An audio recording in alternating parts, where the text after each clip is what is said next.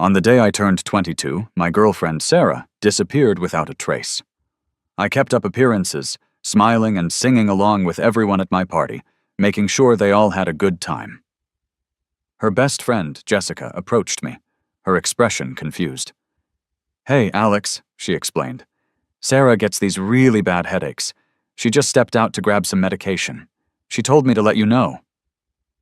By the time Sarah returned, I had already blown out the candles and made a silent wish. She walked right over to me, a cheerful look on her face that she couldn't completely hide. "You went ahead and made your wish without me. What did you wish for?" she asked casually. The people around us started laughing and teasing us.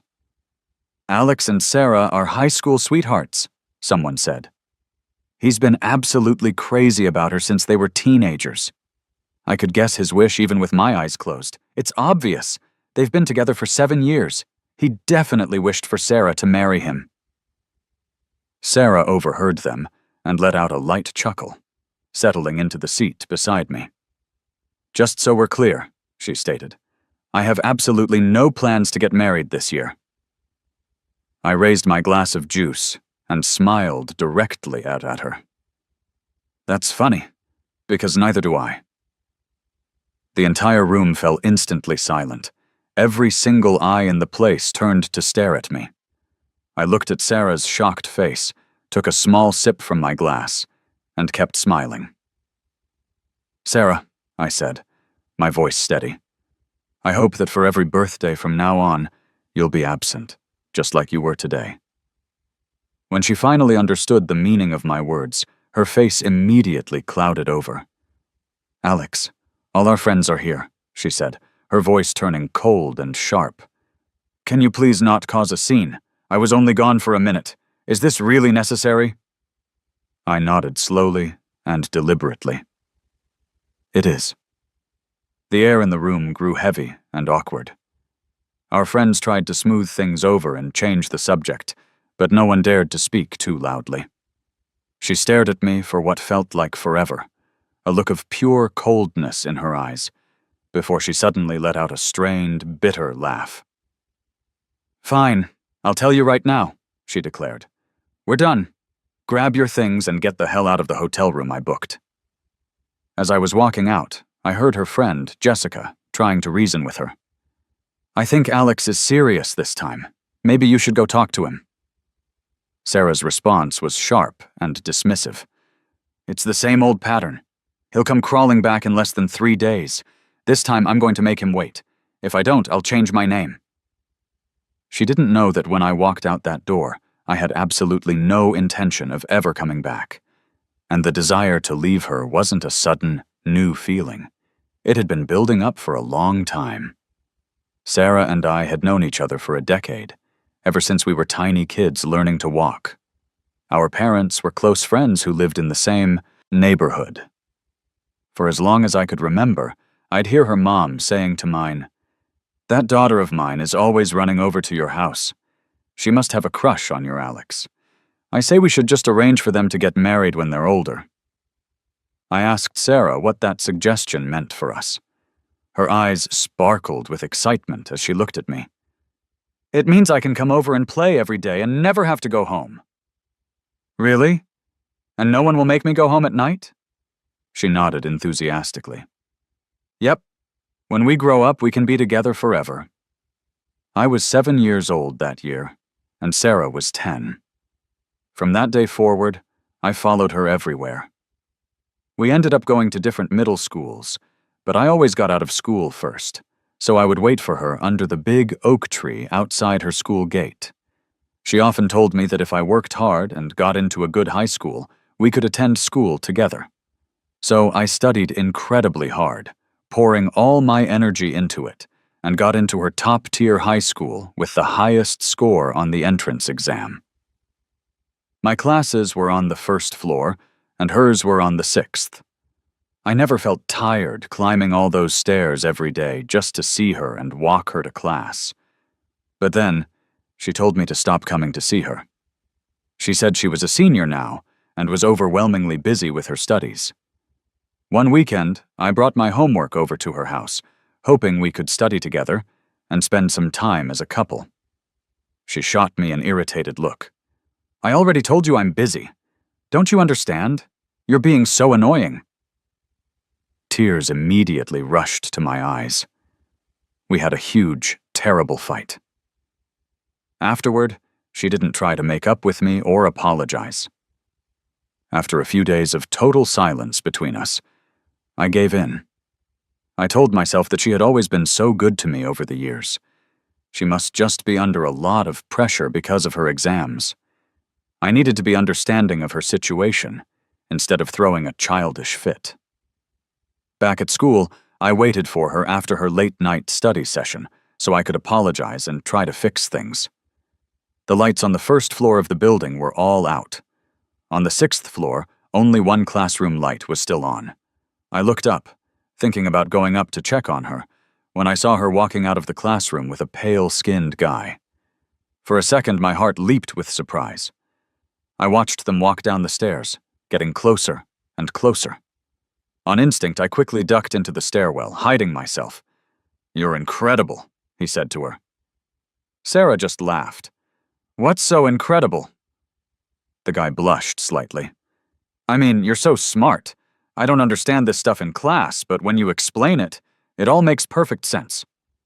I couldn't stand to listen to another word. I clamped my hands tightly over my ears and waited until they were far away before I dared to step out and follow them at a distance. That night, it started pouring rain, a heavy, blinding downpour. My vision was blurry. I couldn't see the road clearly and stumbled, falling into a large puddle. No one stopped to help me up. I looked up and saw them not too far ahead of me. He was giving her a piggyback ride while she held the umbrella over both of their heads. In that moment of confusion and pain, I saw a reflection of how Sarah and I used to be together. That night, I finally understood the reason why she had changed so drastically. In the 3 years that Sarah and I hadn't been an official couple, she hadn't been waiting for me to catch up. She had allowed another guy to get close to her. I stopped trying to see her for a long time after that. After she finished her college entrance exams, it was as if she suddenly remembered she had this little brother who adored her. So, at the end of June, under the bright sun and that same old tree, stood the girl I hadn't seen in ages. I walked right past her, pretending I didn't see her at all. She called my name, her voice as gentle and familiar as ever. "Alex, didn't you see me? I was waiting for you." It wasn't that I hadn't seen her. I just couldn't believe she would actually be waiting for me now. I stopped in front of her. "What is it?" She pulled a thick stack of papers out of her bag. "I heard you have placement exams this semester. I was completely swamped before, but I didn't forget about you. Here. These are all the notes I organized for you. If you study them carefully, you'll definitely get into the best class, just like I did." I took the papers from her and muttered a quiet, "Thanks." As I turned to leave, she stopped me, stepping closer to look me up and down. Her clean, pretty face was suddenly right in front of mine. The unexpected closeness and the fresh laundry scent of her clothes made my head spin. I quickly jumped back a step. She gave a helpless smile, not seeming angry at my reaction. "It's been too long. We've become strangers. Are you still mad at me? You haven't come to see me in forever. I was just so stressed before my exams. I was in a terrible mood," she said softly. "I'm sorry, Alex. I really am. I made you feel bad." The tension I'd been holding on to for so long finally broke. As we were about to part ways, she asked, "So can I tutor you this weekend?" I looked down and mumbled a quiet, "Yeah." After she left, I ran into a guy at the entrance of my apartment building. A pale, slender guy. The streetlights stretched his shadow long, just like the one I'd seen months ago that night in the rain. He watched me with an amused, slightly mocking look. "She didn't walk you home?" he asked. "We live close by. She doesn't need to," I replied curtly. His smile widened. Sarah is so strange. She'd rather spend 2 hours taking me all the way to the suburbs than spend 2 minutes walking you across the street. I don't know you. Please move, I said, trying to get past him. My name is Ethan. Ethan stepped aside, then called out to my back with a mocking tone. You two are such a good big sister and little brother. Alex, want to know why your dear sister had such a sudden change of heart? Sorry, I don't, I called back. I walked straight to the door and got into the elevator without giving him a second glance. As the doors closed, my reflection showed my red-rimmed eyes. I waited all the way until the weekend. I woke up early that Saturday. Sarah used to be waiting downstairs by 9 in the morning sharp. I checked the security camera feed over and over, but there was no sign of her car or her presence. I waited until noon. She still hadn't shown up. I went and took a cold shower, the water washing over me from head to toe, feeling incredibly cold. After I got out, I opened my tablet and started studying, taking notes diligently. If she wasn't coming, I'd just study on my own. It was my own fault for being stupid enough to wait for someone who clearly didn't care. I scoffed at myself for my foolishness. Just then, the doorbell rang. I froze for a second, then dropped my pen and practically ran to the door. Standing there was Ethan. He was wearing a clean white button-down shirt, looking polished and young. But I hated him instantly. I felt like his neat appearance was a total lie. Sarah went out to buy something, he said casually. I came to find you first. I immediately tried to shut the door. He was faster, wedging his hand in the doorframe and raising an eyebrow at me. Is that any way to treat a guest, little man? You've got a lot to learn about manners. Sorry, I said coolly. I don't welcome uninvited guests like you. The elevator indicator was climbing floor by floor. When it stopped on mine, Ethan suddenly went crazy, trying to force his way into my apartment. I didn't dare slam the door shut, afraid I'd crush his hand and have to pay for any injury. So I gave him a hard shove away from the door. The elevator doors opened at that exact moment. Ethan stumbled backward, about to hit the floor, but someone caught him. Ethan, it's not what it looks like, Sarah. Don't blame him. I froze, then slowly looked up, right into her eyes, which were as cold and unforgiving as a frozen lake. She was dressed the same as always, in a pristine white top with a black crossbody bag, looking cool and flawless. She stared at me with an icy gaze. Alex, you went too far. For a brief moment, I remembered all the years she had protected me, just like this, standing up for me. But now, she was standing on the other side of the conflict. Alex, apologize to Ethan, she commanded. She had never used my full name before. A wave of intense bitterness washed over me. Why should I apologize? He was trying to force his way into my home, so I pushed him out. So you admit you pushed him? She hadn't listened to a single word of my explanation. Hearing that, all the fight went out of me, like my strength had been completely drained away. I leaned heavily against the doorframe. Ethan leaned, against Sarah, gently swaying her arm like a needy child. Sarah, please don't be angry at him. I know we've been spending a lot of time together lately, so it makes sense he's a little upset. It's my fault for not explaining things better. He probably thinks I'm stealing his big sister's affection. The more reasonable he acted, the more unreasonable and aggressive I looked in contrast. Sarah repeated the word sister, then paused, her face troubled. We were never brother and sister, she said firmly. My head snapped up, my eyes locking on hers. Then what are we? She avoided my gaze, her brow furrowed in annoyance. Ethan cut in at the perfect moment, seizing the opportunity. It's my fault. You two have known each other for over a decade. How can I possibly compare to that history? I should probably leave you two to talk things out. Sarah grabbed his hand tightly. Don't go, Ethan. Her eyes were pleading with him to stay. Ethan stopped moving. When he looked back at me, Sarah's expression was unbelievably distant and hostile. "I'm saying it one more time. Apologize to Ethan." "No." Sarah's face grew instantly darker. She lunged forward to grab me, but I fought her off, pulling away quickly. I lost my balance and fell, landing hard on the cold tile floor. The cold seeped through my clothes, chilling me to the bone.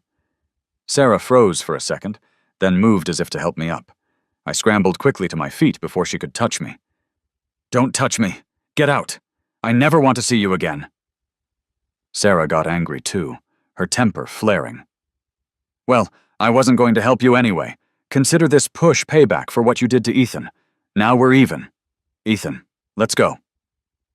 After I got back inside and locked the door, I finally broke down and cried hysterically. I had no one on my side anymore. The person who had protected me for 10 years was now fiercely protecting someone else. Suddenly, I remembered something important. I ran back to my room and threw every single gift Sarah had ever given me into a large cardboard box.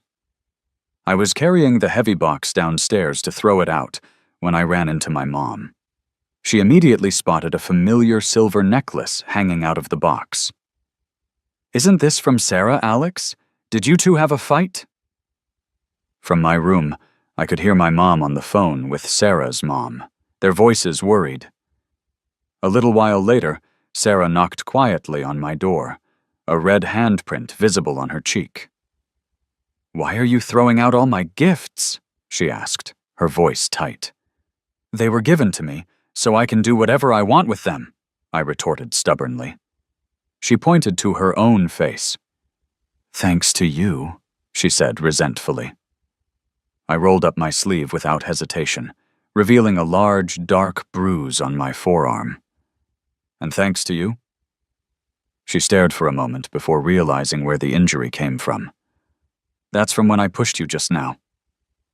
Guilt immediately filled her eyes, and she reached out to touch my arm gently. I stepped back, quickly. "It doesn't hurt. And I don't need your fake sympathy." Her hand hung awkwardly in the air. After a long, heavy silence, her eyes turned red, as if she were about to cry. No matter how much I tried to push her away, she stubbornly pulled me downstairs with her. She bought disinfectant and ointment and gently applied it to my bruise, apologizing the whole time. I finally stopped resisting her touch, but I kept my chin up, refusing to speak a single word to her.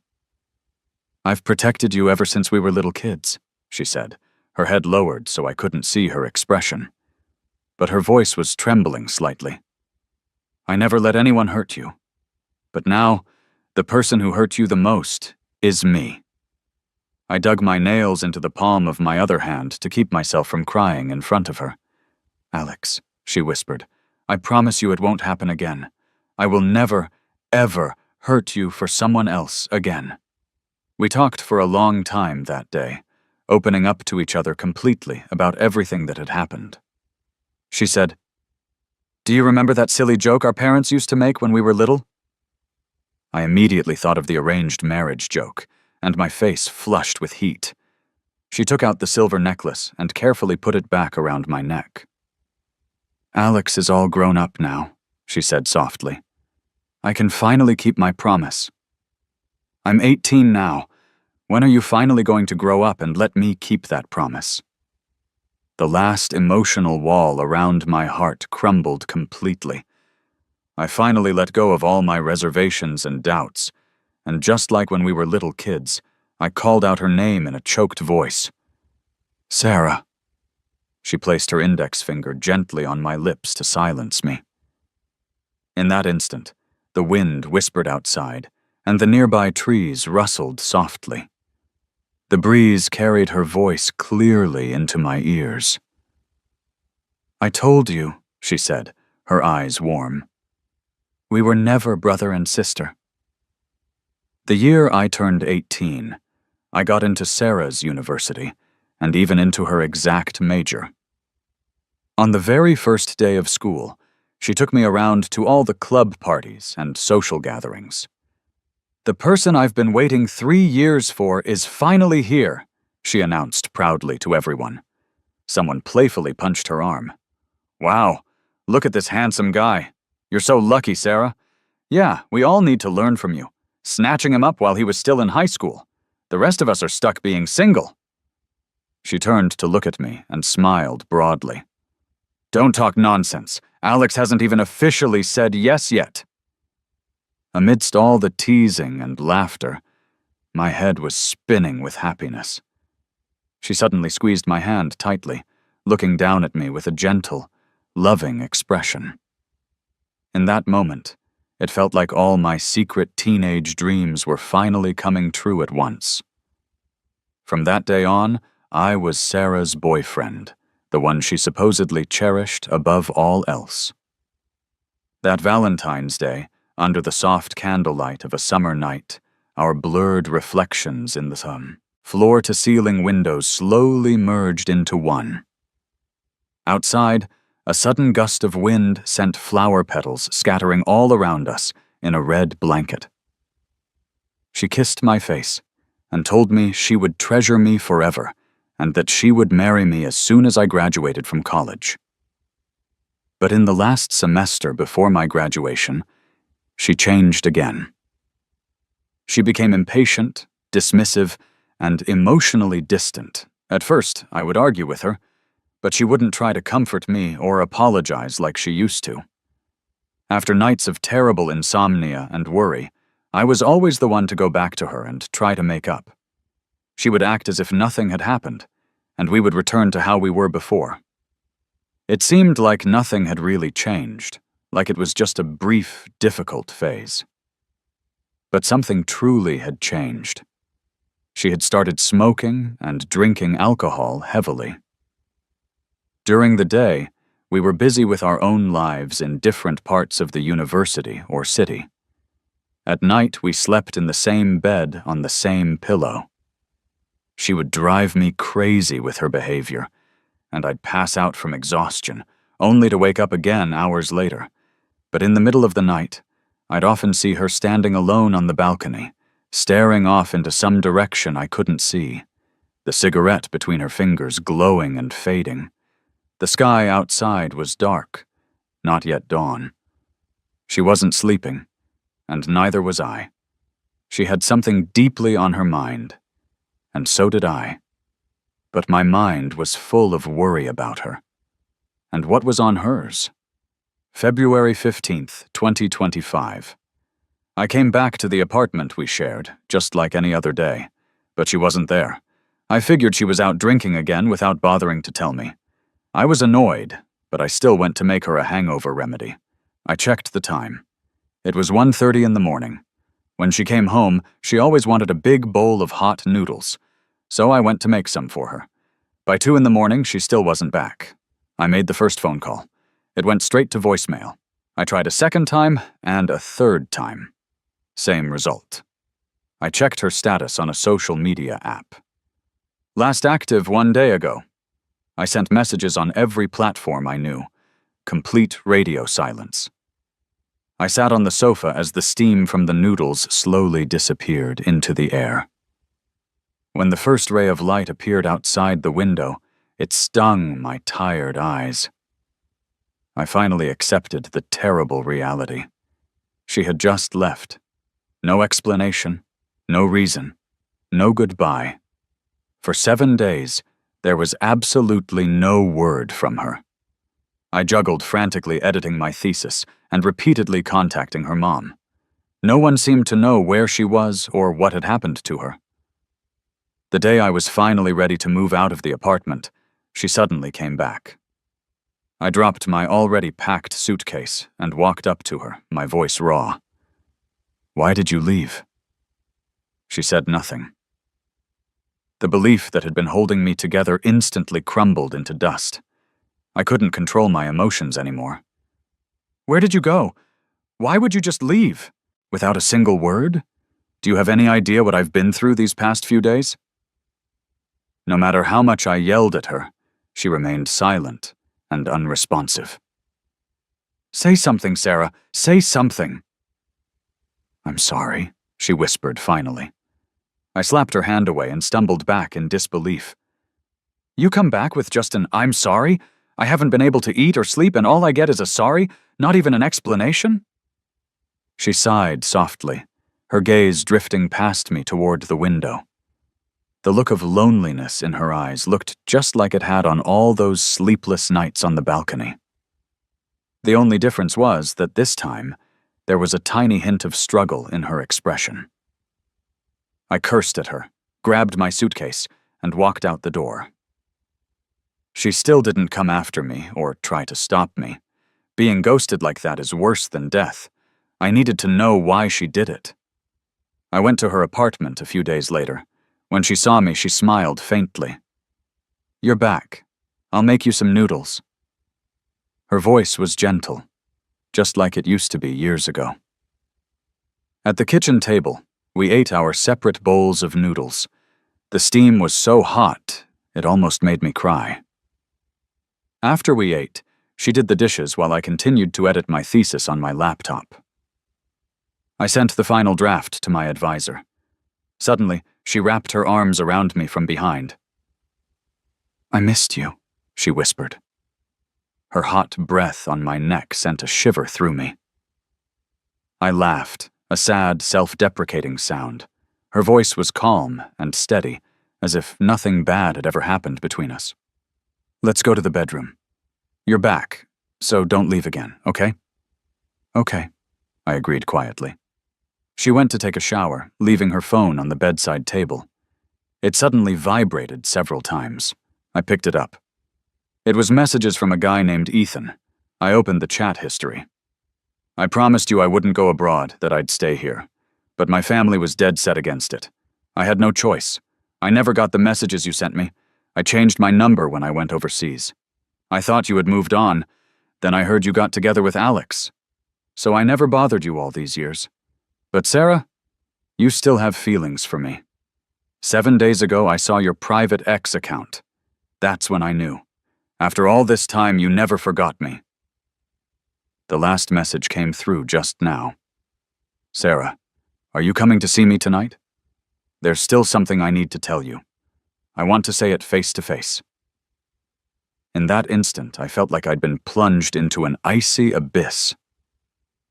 When Sarah came out of the bathroom, she glanced at me, then walked over and touched my forehead with the back of her hand. "Why are you so pale? Are you sick?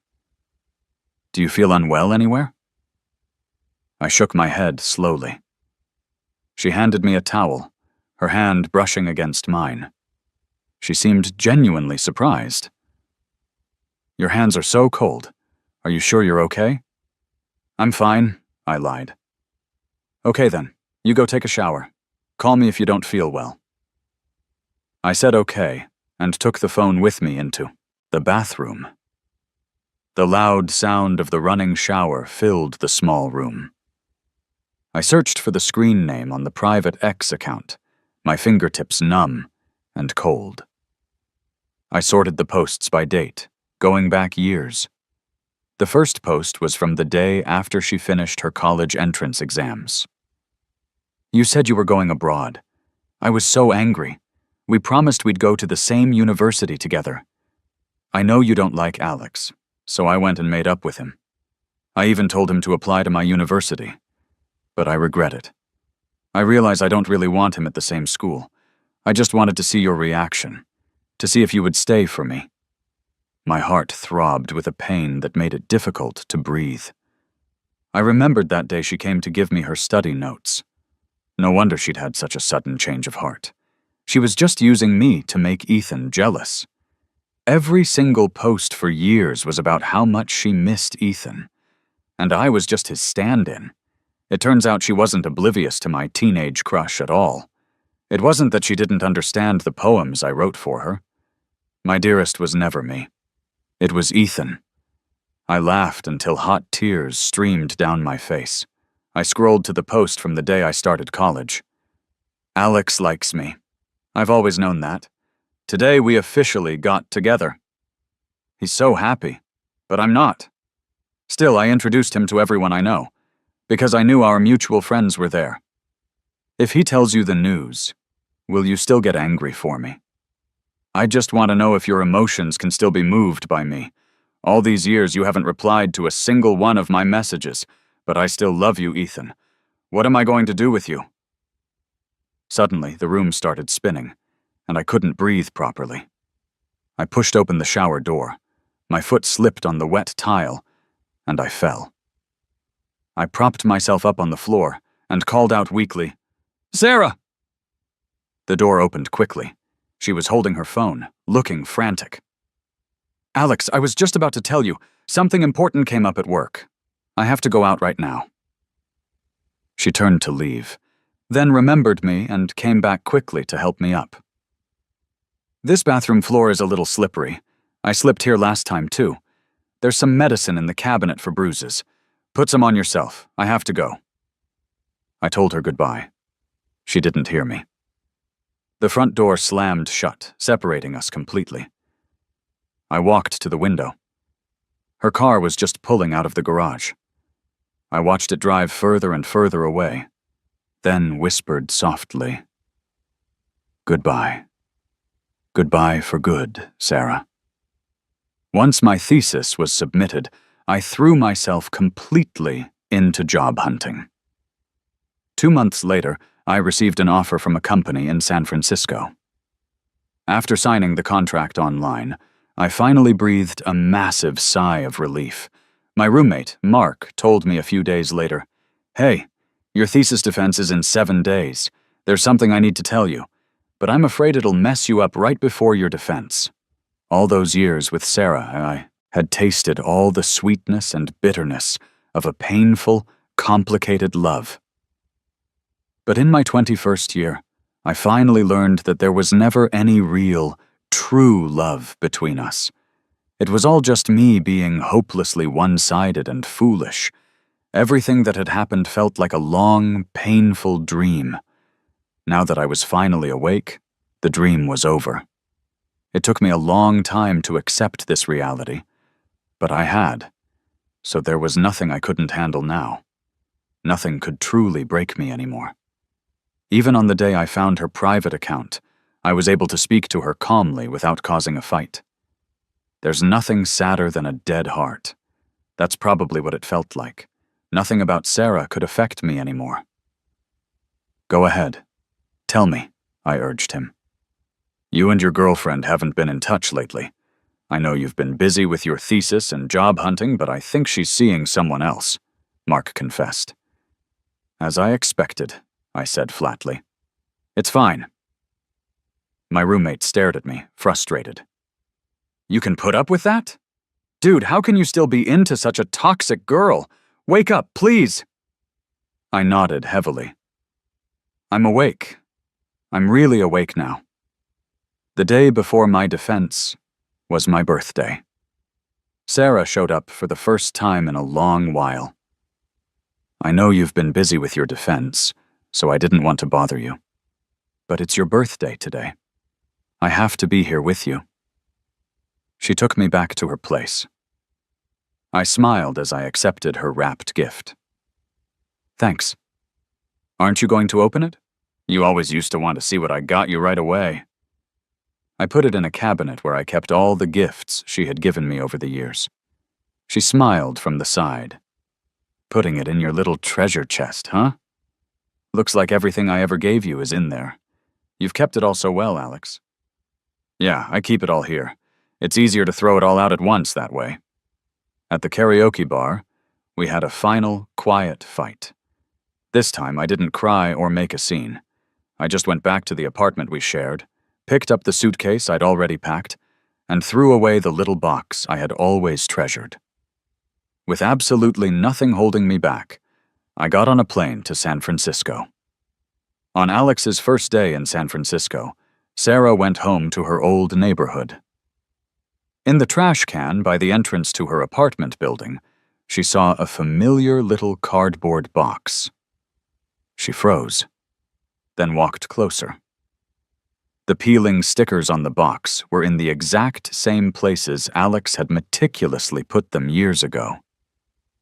She looked up. The light on the 6th floor of his building was on. Alex must be upstairs, she thought. What a child, she thought with annoyance. Still throwing things out when he's mad, just like when we were kids. She was angry, and had no intention of placating him or apologizing right away. She felt she'd been spoiling him for years. Even though he'd been more behaved recently, he had still embarrassed her at his birthday party today. Thinking of that, Sarah decided not to go home to him at all. She took out her phone and messaged Ethan. As she was leaving the neighborhood, she went back and took the box with her. Then she got in a cab to go see Ethan. This was the man she had waited 7 years for. When the one that got away reappears, everything else fades into the background. She and Ethan had a wonderful time together initially. They worked during the day and were inseparable at night, moving from the couch to the bed. Or they'd go out for drinks, letting the alcohol help them open up and talk freely. But one night, she got far too drunk. As she was hugging the toilet, throwing up, she subconsciously called out Alex's name. From the bathroom doorway, she heard the loud sound of a glass shattering on the floor. The noise sobered her up instantly. She spent the whole night trying to comfort Ethan, but he wasn't as easy to please as Alex had always been. He was still angry and cold. Sarah had to take him to a luxury store the next day and buy him 2 designer bags before he finally smiled, even a little. But even when he got the expensive gifts, he didn't light up with childlike joy like Alex would have. He just pouted and said, "The quality at the boutiques overseas is better, but I guess this will do." That day, she suddenly felt like the person next to her was a total stranger. His petulant face didn't match the clean, gentle boy from her memory. From then on, Sarah was careful not to drink too much alcohol around him. Life could have gone on peacefully like that. But one night, she had a bit of a fever. Ethan wanted to go clubbing with his friends. When she told him she didn't want to go, he got angry and demanding. Sarah had no choice but to go with him. When they got back home late, Sarah felt incredibly sick and weak. "I don't feel well," she mumbled. "I didn't eat much for dinner, and now I've been drinking. My stomach hurts. Can you please make me a bowl of noodles?" Ethan was busy editing photos on his phone. He didn't even look up at her. "You had plenty of energy for dancing," he said dismissively. "Making noodles is easy. You can do it yourself. I'm posting to my feed right now." Sarah took out a thermometer in front of him and patiently asked him again to make her some noodles, showing him her temperature. Ethan got annoyed. "Don't ruin my mood, okay? Your pictures didn't even turn out well, and I'm already pissed about that. Now you're interrupting me while I'm editing. For fuck's sake, is your social media more important than me?" Sarah snapped at him for the first time in their relationship. Ethan threw his phone down hard. "Who the hell are you cussing at, Sarah? Let's get this straight. You're the one who begged me to come back to you. My girlfriend overseas introduced me to high society. My quality of life has dropped a ton since I got with you, and I haven't complained. What right do you have to get mad at me?" Sarah's head was spinning, and she was in severe pain. She gritted her teeth and swallowed her pride. "Okay, you post to your feed first." "What's the point of posting now? You've completely ruined my mood." Sarah suddenly thought of Alex. After that drunken night, she had forced herself not to think about him at all. But she had to admit that they had been together for too long. His shadow was everywhere in her life. Before, those thoughts had been passive memories. But this time, she was actively thinking of him and comparing them. She thought, if Alex were here, she wouldn't even have to say anything. He would have noticed she wasn't feeling well immediately. He was so considerate. He would have taken good care of her. She remembered one time she'd worked overtime for a week straight and completely collapsed from exhaustion. Alex had cried. He was so worried about her health. Thinking of that, she remembered something Alex always used to say. The highest form of love is feeling someone else's pain as your own. From that day on, a huge rift formed between her and Ethan. They gave each other the silent treatment, avoiding any real communication. One night, she went back to the apartment she had shared with Alex. Standing downstairs, she felt a sudden, surprising sense of peace and comfort. She didn't dare go up, didn't dare get any closer to him. They had broken up, but she had intentionally left the apartment for him as compensation for all the years she had wronged him and hurt his feelings. She felt an overwhelming sense of guilt. The lights on the 6th floor were still on, exactly as before. He must still be living there, she thought with relief. The thought that he was still there gave her a strange, deep sense of comfort. In the past, no matter how late she came home drunk, Alex would always leave a light on for her, with a bowl of hot noodles and a hangover drink waiting patiently. At that thought, her eyes started to sting, and a sharp pain pierced her heart. She clutched her chest. Why was she sad? She should be happy. Her 7-year regret was finally resolved. Alex was just a substitute for Ethan. But why did she feel so sad? Why couldn't she sleep through the night anymore? She would always wake up, look at the person beside her, and feel a sense of fulfillment, yet also an indescribable emptiness. She never used to think about where that feeling came from. And now, she didn't dare think about why she was sad. But the reason was already screaming at her from deep inside. Sarah suddenly staggered and ran from the building, hailing a cab quickly. She had to get back to Ethan quickly before he woke up. When she opened the door, Ethan was sitting on the sofa with a dark, furious expression. Next to him was the cardboard box.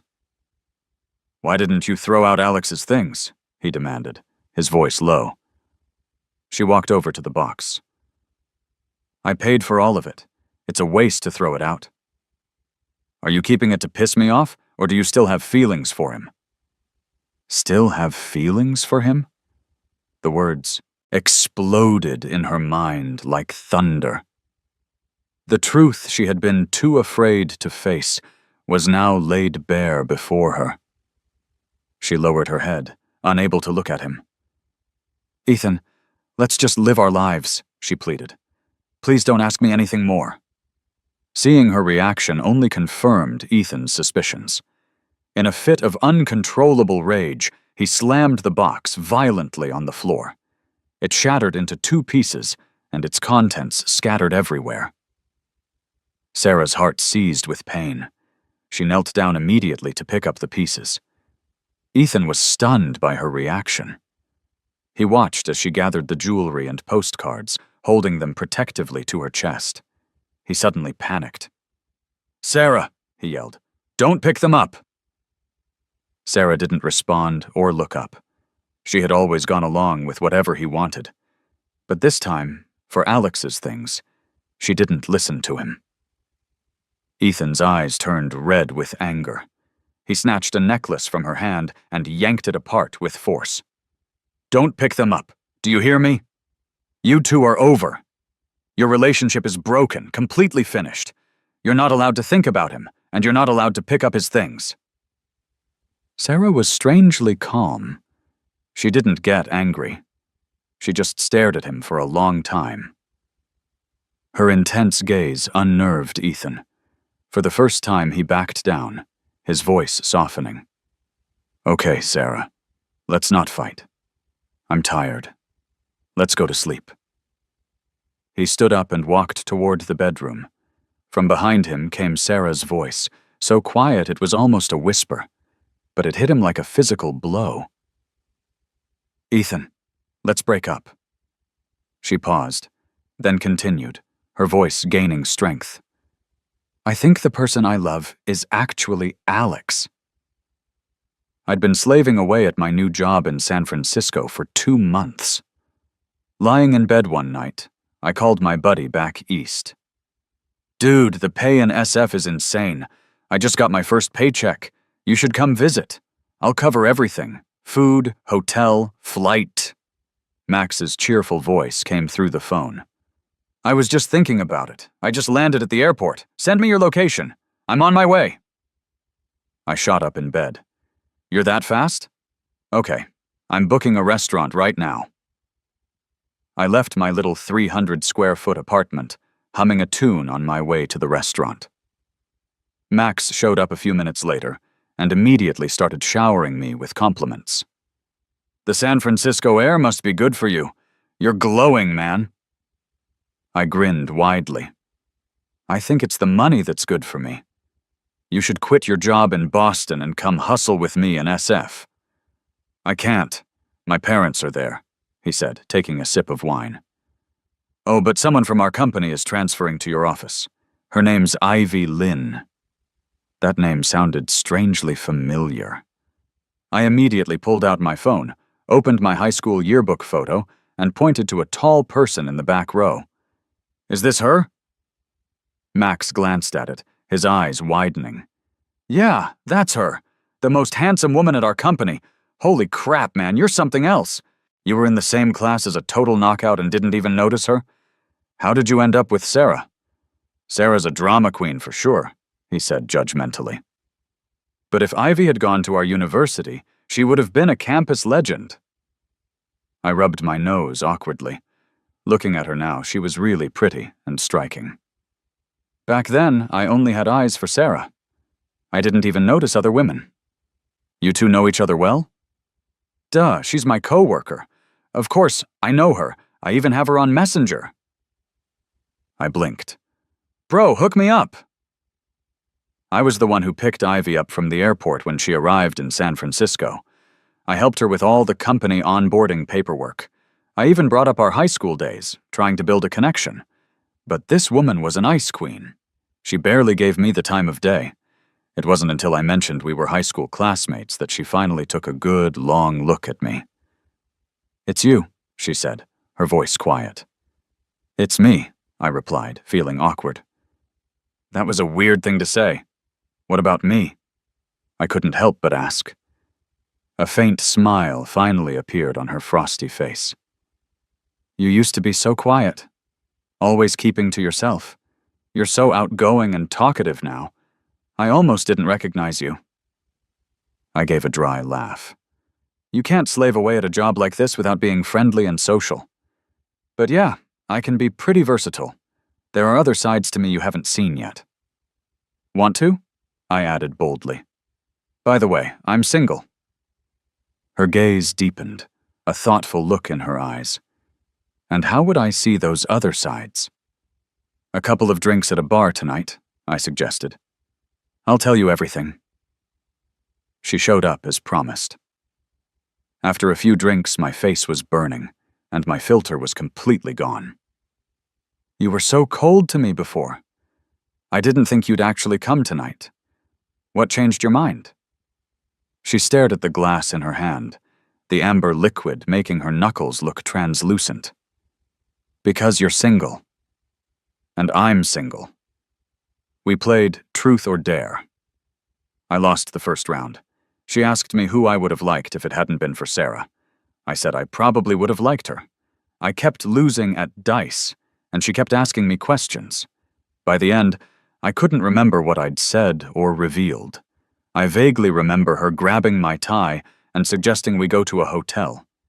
I wrapped my arms around her neck and agreed instantly. The next morning, I woke up to several missed calls from an unknown number on my phone. They had started at 2 in the morning and continued sporadically until morning. Who the hell called me so many times? I wondered sleepily. I haven't pissed anyone off in SF, have I? It's my day off, so it can't be work. Ivy kissed my forehead and brought me breakfast in bed. She glanced at the number on my screen. The area code is from Boston. Is it a friend? Boston. My hangover vanished instantly. I looked closer at the number. A dead memory came rushing back. A lightning bolt. It was Sarah. What did she want? How did she get my new number? I blocked it immediately. It's probably a scam call from overseas, I said quickly. Better not to answer. Might get my organs harvested. Ivy and I were inseparable, our relationship heating up fast and quickly. The rainy season in San Francisco came on suddenly and fiercely. The curtain of rain blurred the convenience store sign outside my window into a fuzzy halo of light. That Friday, I was walking out of the office after work, sending a voice message to Ivy. "Hey, hey, hey! Your favorite boy is off the clock. Miss me? I do."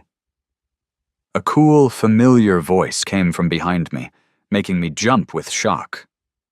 "I do." I spun around and was hit with the overwhelming smell of cigarette smoke. Sarah was standing behind me, holding an umbrella over her head. I had no idea how long she'd been there. Her face was the same, but seeing her felt like an old wound tearing open instantly. "Your new number was hard to find," she said, her voice husky. "Your workplace, on the other hand, was easy." After Sarah and Ethan broke up, she had rushed back to our old apartment building. The light on the 6th floor was still on, as if Alex was waiting for her to come home. She eagerly carried the box upstairs, but when she got to the door, she couldn't bring herself to knock. She stood there for a long time before finally whispering, "Is it that hard for you to just give in? Stop being childish and open the door. I'm here to take you home." Home to the place they grew up. She wanted to take him to see their families as her boyfriend, or even as her husband, if he was willing to forgive her. The door remained closed and silent. Sarah thought maybe her tone had been too harsh. She stood there a while longer, mentally rehearsing a million different ways to apologize, to make it up to him. There were so many things she wanted to say, like how she needed to apologize for not realizing her own love for him, which caused her to break his heart, and that she actually loved him so much. His light was still on for her, so if she was a little nicer now, he would forgive her quickly, right? She poured her heart out to the closed door, but it still didn't open. The door across the hall, however, did. "Miss, nobody lives there. Could you please keep it down? It's late." Sarah was dumbfounded. She stood there for a long time before her trembling hand reached for her keys. When Alex was there, he never let her use her keys. He said he wanted her to know what it felt like to have someone waiting for her at home. So whenever she came back, Alex would always open the door. This time, she opened it herself. She searched the apartment frantically. There was no sign of Alex anywhere. A thick layer of dust had settled on the table. It was obvious no one had lived there for a long time. The woman who was always so calm and collected completely panicked. She desperately tried to find any news about Alex. On the way here, she hadn't been afraid or nervous, but now, seeing how decisively he had left, she finally realized he was really gone. She realized she had lost the love of her life. For the first time, she felt intense fear and a regret so deep it was suffocating her. She didn't sleep a wink that night. Alex's phone was off. She went to the university and caused a scene in his advisor's office until she finally found out where he had gone. She immediately bought a plane ticket and appeared in front of him. As she stubbed out her cigarette, I noticed she was wearing our old couple's ring on her left ring finger. The simple silver band she used to call childish was now glowing coldly in the rainy night. I had thrown my ring away with the rest of the box. I ignored her completely and turned to leave, but she grabbed my wrist tightly. Her palm was hot against my pulse point. "You're not even going to talk to me? At least let me know you're doing okay." "We already broke up," I said calmly. "There's no need for this kind of behavior." She rolled up her sleeve, revealing an IV catheter taped to her arm. "I'm sick. It's not good for me to stand here in the rain. Can we go talk in a coffee shop, please?" "If you're sick, see a doctor," I told her. "What do you want from me, Sarah?" Sarah started to speak, but bent over in a fit of violent, rattling coughing. The woman who had always been so put together now wore clothes as wrinkled as yesterday's laundry. A piece of medical tape was stuck carelessly to her collar. She looked exhausted and haggard. She reached out to touch a stray piece of hair on my temple. "You always used to worry so much when I got sick. You'd feel so bad for me. Don't you feel bad for me anymore?" I turned my head away. "We're done. You were the one who said we broke up. Can you please not be so pathetic and dramatic?" I opened my umbrella to leave. She grabbed my hand again, then froze, her eyes fixed on the ring on my ring finger. "Where did you get that ring?" At the same time, a car horn beeped softly. Ivy's expensive Maybach had pulled up silently to the curb. The window rolled down, revealing her sharp, cool features. She got out of the car and walked toward me. A moonstone ring, identical to mine, was on her ring finger. I saw it, and Sarah saw it too. Ivy spoke, her voice wrapped in the damp San Francisco fog. "Miss, your IV is backflowing. You're bleeding." Only then did Sarah realize she had been gripping my wrist too tightly. A dark red line of blood snaked its way up the clear tube of the IV. She let go of me as if she'd been electrocuted. In that moment, I saw the corner of a paper sticking out from inside her coat. I could just make out the words "stomach bleeding" on the diagnosis report. "Should I call an ambulance?" Ivy asked, pulling out her phone calmly. "You don't look well, miss. We wouldn't want anything to happen to you." I put my hand on hers and shook my head slightly. "Don't bother with her. Let's go." As we turned, away, Sarah's voice, mixed with gasps and coughs, followed us. "Do you remember the day we first got together? You were so happy, and I was happy too." "Stop acting, Sarah," I said, finally turning to face her one last time. "I saw your private X account. That's the day I decided to break up with you for good." Sarah stumbled back a step. Her umbrella hit a lamppost with a sharp crack. A look of utter despair washed over her face. I think she must have remembered what I'd told her years ago, the day Ethan had followed her to my place, and we'd had that huge fight. When she came to make up, I made it very clear.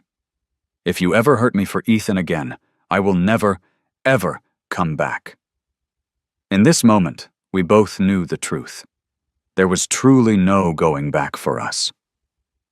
From the moment I found out her mysterious disappearance was because of Ethan, that her impatience, her dismissiveness, her cruelty toward me were all because of Ethan, that her 7 years of social media posts were all about Ethan.